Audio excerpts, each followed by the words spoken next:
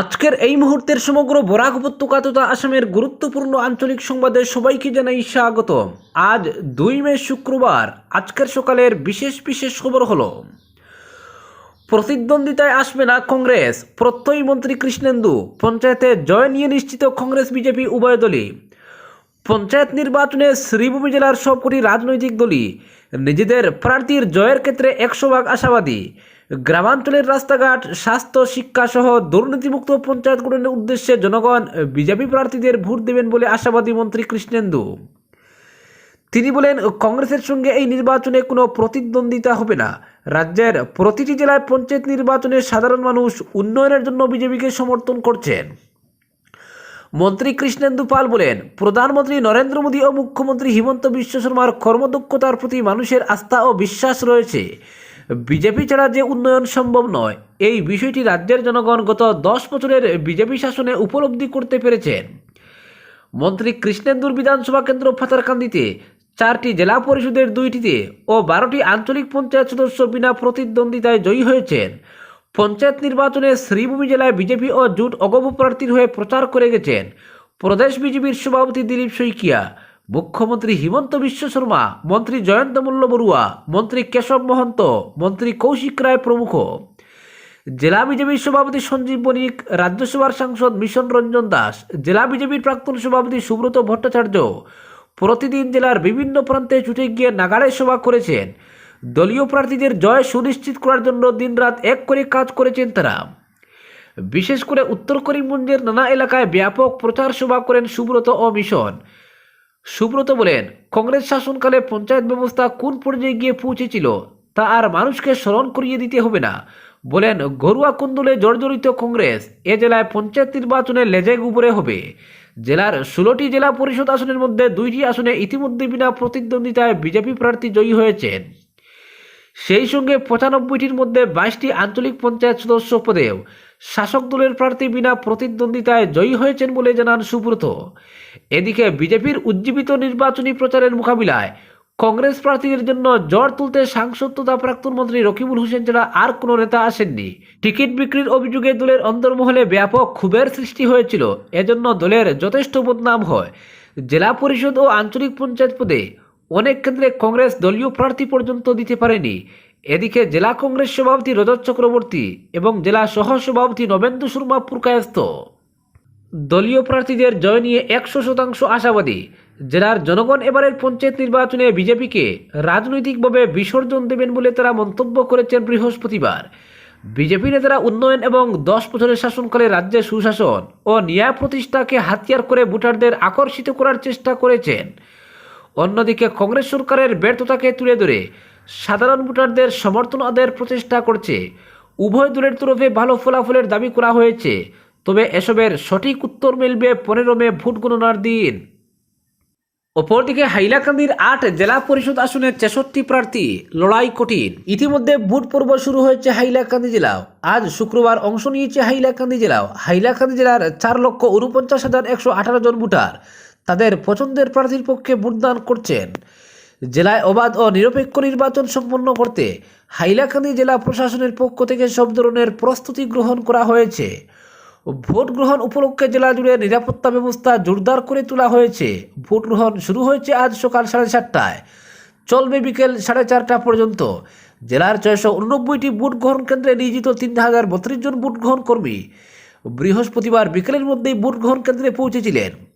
প্রতিটি বুথে 4 জন ভোট গ্রহণ কর্মী ছাড়াও 2 জন করে নিরাপত্তা রক্ষী রয়েছেন। আজ জেলার 8টি জেলা পরিষদ এলাকার 62টি গ্রাম পঞ্চায়েতের মোট 4,49,118 জন ভোটাধিকার প্রয়োগ করছেন। হাইলাকান্দি জেলায় 8টি জেলা পরিষদ আসনে মোট 66 জন প্রার্থী প্রতিদ্বন্দ্বিতায় রয়েছেন। অন্যদিকে 62টি আঞ্চলিক পঞ্চায়েত সদস্য পদে প্রার্থী রয়েছেন 261 জন। 620টি গ্রাম পঞ্চায়েত সদস্য পদের জন্য প্রার্থী রয়েছেন 1892 জন।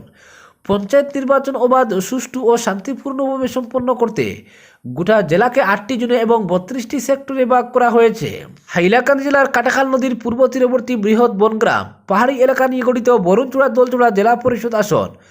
কংগ্রেস বিজেপি ছাড়াও ওই আসনে আরও 2 নির্দল প্রার্থী রয়েছেন। এই আসনে সম্মুখ সমরে রয়েছেন গেরুয়া দলের প্রার্থী বিপ্লব অবস্থি এবং কংগ্রেস দলের প্রার্থী সুব্রত দাস।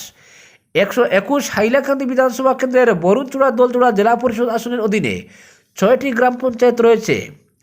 কেন্দ্রগুলো হচ্ছে Sonachura Rupachura GP, Dolaibagan GP, Barunchura Kukichura GP, Dhalchura GP, Lalchura GP, Lalchura Barnarpur GP. অন্যদিকে 60টি জিপি নিয়ে গঠিত উমেদনগর রাজ্যেশ্বরপুর জেলা পরিষদ আসনে 4 জন প্রার্থী প্রতিদ্বন্দ্বিতায় রয়েছেন। এই জেলা পরিষদ আসনের অধীনে Aynakhal GP, Koiya GP, Monachura GP, Rajyeshwarpur GP, Umednagar Chandrapur GP, Lalamukh GP ও গাকালচূড়া জোসনাবাদ জিপি রয়েছে।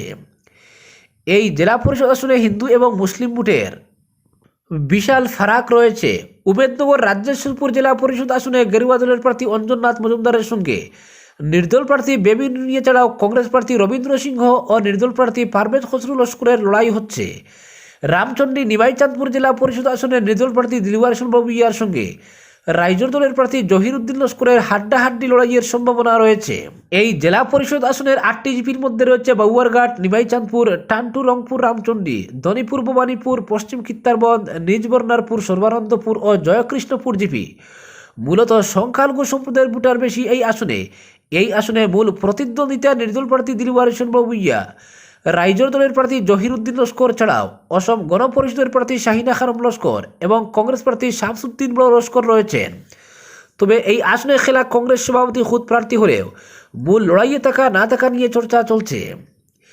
8টি জিপি নিয়ে গঠিত কাঠচূড়া বাগচূড়া জেলা পরিষদ আসনে বিজেপি প্রার্থী পম্পা দাসের সঙ্গে কংগ্রেস প্রার্থী প্রিয়াঙ্কা দাসের লড়াই হচ্ছে।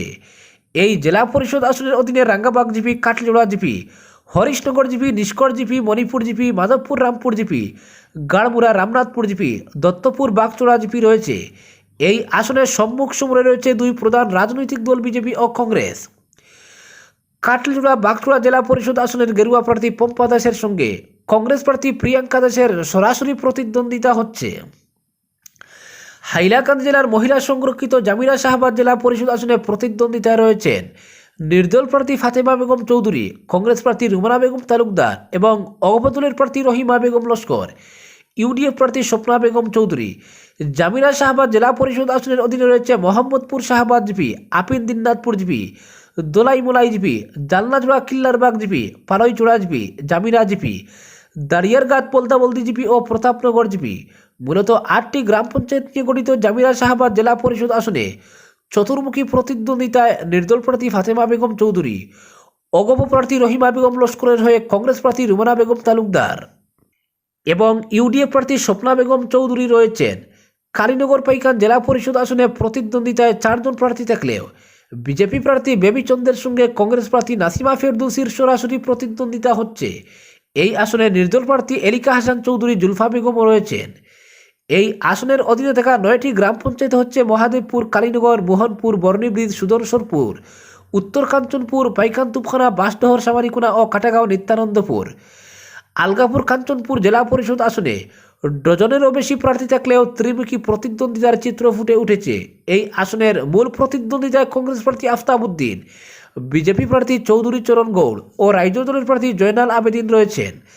আলগাপুর কাঞ্চনপুর জেলা পরিষদ আসনের 8টি জিপির মধ্যে রয়েছে বাঁশবাড়ি, শহীদবন, চিপরসাঙ্গন, আলগাপুর, মোহনপুর, নারায়ণপুর, বকরিহর, কাঞ্চনপুর, শিরিশপুর ও চণ্ডীপুর। অন্যদিকে নারায়ণপুর বন্দুকমরা জেলা পরিষদ আসনে মূল প্রতিদ্বন্দ্বিতায় রয়েছেন কংগ্রেস প্রার্থী জুহি আক্তার চৌধুরী, অগপ প্রার্থী ফিরুজা আমিন বড় লস্কর ও রাইজোর দলের প্রার্থী সুফিয়া বেগম লস্কর। পরবর্তী খবর, আজ রাজ্যে প্রথম দফার পঞ্চায়েত ভোট শুরু হয়েছে। এবার প্রথমবারের মতো পাথারকান্দি সমজেলা প্রশাসন বৃহত্তর এই সমষ্টির অধীন 4টি জেলা পরিষদ এলাকার অধীন মোট 245টি ভোট কেন্দ্রে অবাধ সুষ্ঠু নির্বাচন সম্পন্ন করতে প্রয়াস চালিয়ে যাচ্ছে। আজ সকাল 7টা 30 থেকে বিকাল 4টা 30 পর্যন্ত ভোট গ্রহণ প্রক্রিয়া চলবে।